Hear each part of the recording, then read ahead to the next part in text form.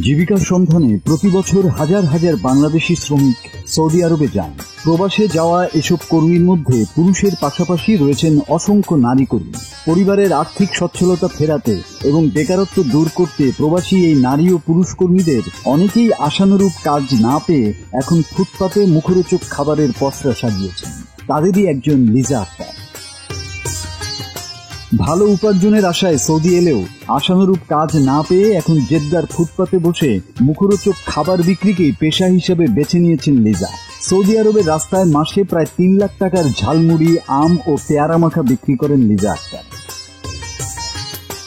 সব খরচ বাদ দিয়ে প্রতি মাসে প্রায় 1 লাখ টাকা দেশে পাঠাতে পারেন বলে জানান এই প্রবাসী নারী।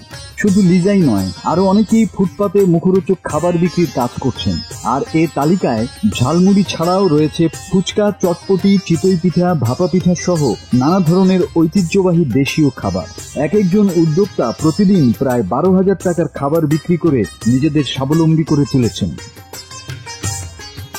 সৌদি আরবে জীবিকার তাগিদে যাওয়া অনেক বাংলাদেশি প্রবাসীকে নানা প্রতিকূলতার মধ্য দিয়ে যেতে হয়। বিশেষ করে রাস্তার পাশে খাবার বিক্রির মতো কাজে আইনি প্রতিবন্ধকতা রয়েছে এবং প্রায়শই তাদের পুলিশি বাধার মুখে পড়তে হয়। উপায়ন্তর না পেয়েই অনেকে এই ঝুঁকি নিয়েই সংগ্রাম চালিয়ে যাচ্ছেন।